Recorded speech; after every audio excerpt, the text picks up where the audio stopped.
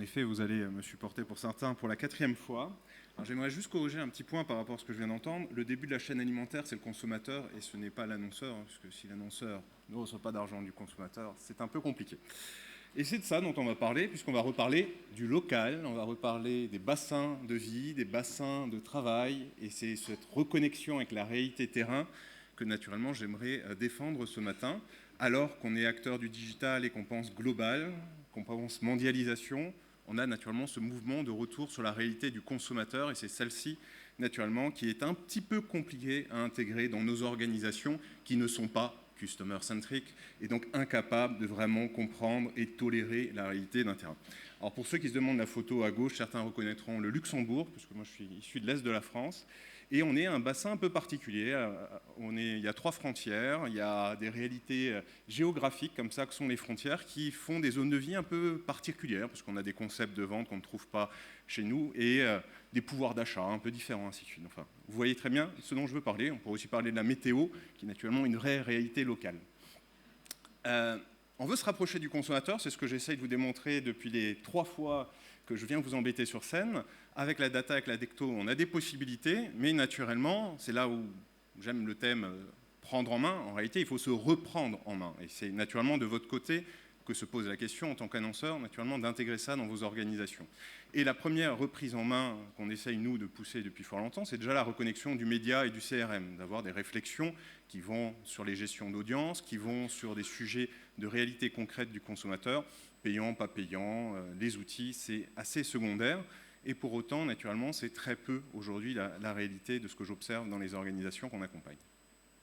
Et je vous ai mis quelques verbatims, quelques événements que j'ai pu croiser dans 12 ans de carrière à conseiller et accompagner sur les sujets data, techno au service du business.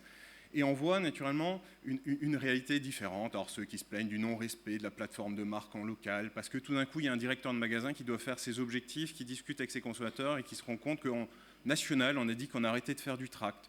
Et puis, il y a des initiatives nationales où on se dit le tract ne fonctionne pas, mais localement, on a quand même l'impression que ça fonctionne, mais on n'a pas les outils de mesure.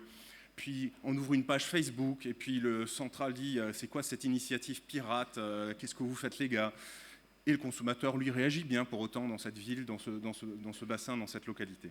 Donc tout ceci pose naturellement beaucoup de questions, et je ne reviendrai même pas sur des sujets de format. Par exemple, dans la grande distribution, vous avez les hyper, les super. On n'est pas du tout centré sur le consommateur, on est centré sur soi-même, sur son organisation, sur sa manière de vendre, sur sa manière de faire des produits.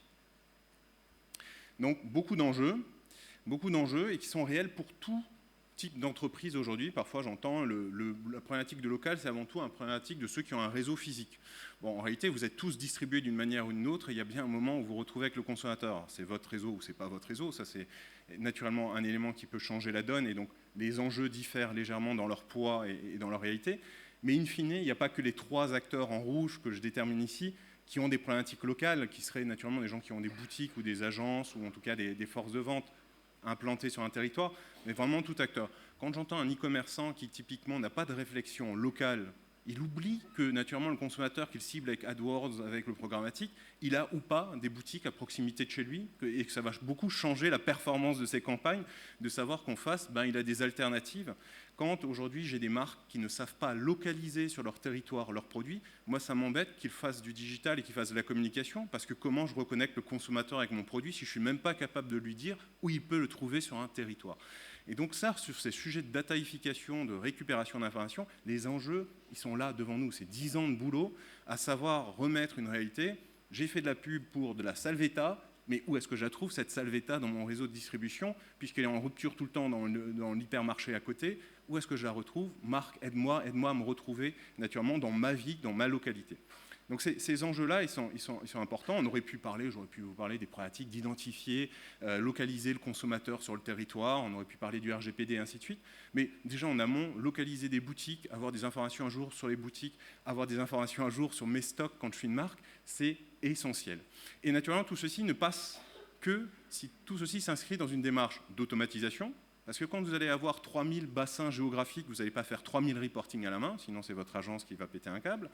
Et à contrario, si vous n'avez pas une mesure à la hauteur des enjeux, vous n'allez pas pouvoir conduire le changement dans votre organisation. Parce que les mêmes magasins qui, aujourd'hui, naturellement, ont envie de faire des choses et ouvrent des choses, ils ont aussi l'impression qu'on ne sait pas leur démontrer la valeur des actions. Alors, quand on vient avec des plans drastiques de réduction de prospectus, ils ont l'impression que c'est une décision prise au niveau national. Et ils ont raison. Il n'y a aucune espèce de prise en compte de la sensibilité locale. Alors, je vais vous parler de quelques défis que nous, on relève avec des clients. Le premier, c'est comprendre sa zone de chalandise quand il y a du e-commerce. Et de se dire que, naturellement, e-commerce, donc digital et physique, ça se parle. Et comment on peut rapprocher ça? Déjà, en allant scraper les store locators de mes concurrents, en allant remettre des points de vente sur un territoire, en mettant en face des ventes en ligne, en allant chercher de la donnée de navigation sur mon site, ça j'ai seul accès, c'est la first party, mais aussi en allant chercher de la donnée ouverte. Aujourd'hui, l'INSEE n'est pas avare en données, donc avec l'open data, on peut faire des choses intéressantes.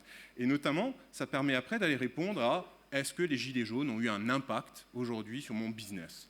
Et ça, c'est le genre de question qu'on m'a posé 10 fois naturellement au moment des gilets jaunes. Et je disais, mais c'est bizarre que c'est seulement maintenant que vous vous préoccupez de l'impact du physique sur vos ventes online, alors que globalement, ça fait très longtemps que vous pourriez me demander, mais quand je ferme mes magasins 1 heure plus tôt, est-ce que, par exemple, ça se reporte bien sur mon canal digital?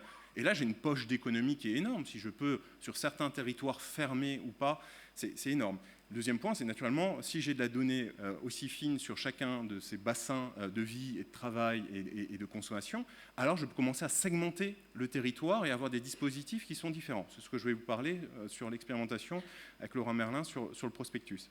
Et de manière générale, je vais avoir un sujet de connaissance client. Je vais voir aussi pendant la journée comment évolue ma zone de chalandise. En effet, avec la population qui travaille en journée et qui est présente sur ce bassin-là à titre professionnel, et ceux qui sont là le soir et le week-end qui naturellement y vivent. Donc ça, c'est des questions qu'on peut aujourd'hui aller tacler, qu'on peut amener naturellement dans une considération, une compréhension de consommateur. Sur le prospectus, alors naturellement, j'aurais aussi pour vous dire, c'est sympa, parce que quand on vous dit, vous ne savez pas localiser votre stock, vous dites, mais c'est pas grave, il y a Amazon ou il y a quelqu'un qui me distribue en ligne. Et en ligne, en fait, c'est le filet de rattrapage de tous ces consommateurs qui ne retrouvent pas dans le physique. Oui, mais à l'heure où on essaye de réduire le CO2, ce serait quand même bien de lui dire qu'à 200 mètres de chez lui, il peut aussi aller acheter le produit à coup sûr, parce que vous savez localiser ce produit, et non pas lui dire, fais-toi le livrer dans un carton qui prend un volume pas possible, avec naturellement un coût de transport et ainsi de suite. Donc, tous ces sujets s'inscrivent forcément dans la RSE, s'inscrivent dans des tendances beaucoup plus lourdes. La réduction du prospectus, aujourd'hui, elle paraît naturellement essentielle parce que le consommateur nous dit, avec le stop pub sur les boîtes aux lettres, nous dit de manière générale, est-ce que ça a encore du sens? De même manière, en centrale, on se pose la question. On a des médias de remplacement, mais on n'est pas certain qu'en termes de faisabilité, en termes d'homogénéité, on sera capable de déployer en ville, hors ville, sur des petites agglomérations, des grosses agglomérations.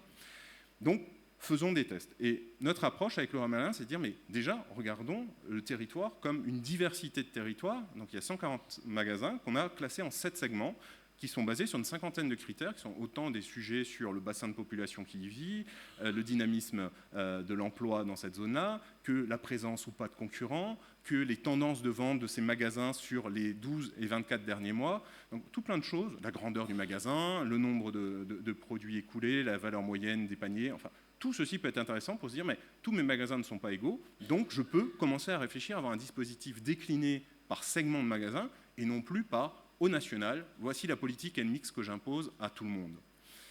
Ça a donné des résultats forcément intéressants parce que ça nous a permis d'identifier, on a fait du marketing mix modeling pour la partie mythologique, gros travail de collecte de données sur lequel je vais revenir, et identification surtout de leviers de remplacement. On avait déjà pu faire par le passé des tests, on a pu voir sur certaines zones que certains leviers fonctionnaient mieux. Là, on a essayé de passer à l'échelle et de déployer sur la totalité des magasins du réseau. Important naturellement la data, important les directeurs de magasins. Chez Laurent Merlin, il y a une vraie culture d'impliquer le terrain et ça a été naturellement essentiel pour la conduite du changement. Il faut qu'à la fin, des gens acceptent qu'ils ne seront pas traités comme le magasin d'à côté, qui fait partie de la même enseigne, mais on dit, mais toi tu vas avoir le dispositif A, toi tu vas avoir le dispositif B, toi tu vas avoir le dispositif C, et ils l'ont accepté parce qu'ils ont bien vu que ça leur faisait du bien à eux, et ce n'était pas la même chose qui faisait du bien aux voisins. Dernier défi que je voulais vous évoquer, c'est naturellement l'automatisation. Aujourd'hui, rien n'est envisageable à grande échelle si on ne passe pas par l'automatisation. Et cette automatisation, je vous laisse observer la très bonne illustration de MarketSnare, qui est une solution qui propose ce genre d'approche. Elle est basée sur des packs, sur des templates, sur des règles, sur des moteurs de règles qu'on va pouvoir appliquer à grande échelle. Mais tout ceci, naturellement, parce qu'on a accepté l'idée de débrayer, de passer sur une granularité plus fine, d'accepter d'aller vers le consommateur et de décliner des plans, naturellement, alors là on est à l'échelle des États aux États-Unis. Nous, on essaye d'être sur des bassins d'emploi. L'Américain, il déménage tous les 5 ans, il change d'État tous les 5 ans. Beaucoup plus statique en France, mais la réalité, ça doit être le bassin d'emploi, le bassin de vie. Et donc, arriver à avoir des plans déclinés à cette échelle-là, c'est naturellement un enjeu majeur. Et aujourd'hui, il y a une série de technologies qui visent à. Elles visent à, mais elles ne feront rien si, naturellement, vous ne faites pas la conduite du changement, si vous n'acceptez pas de mettre en place de nouveaux indicateurs de performance qui sont liés à la géographie, à la vie de votre consommateur, à votre performance sur une zone géographique. Et naturellement, après, tout plein de choses intéressantes à faire, du présence management avec des solutions comme Uber ou le autre, tester de nouveaux leviers, de nouvelles régies avec des solutions qui vous suivent dans vos mouvements comme Waze. Mais voilà, tout devient possible à ce moment-là. Mais le vrai sujet, c'est naturellement de prendre pour principe que votre organisation n'est pas prête à date pour faire correctement du local, qu'importe la typologie d'acteurs que vous êtes. Et je vous remercie pour votre attention.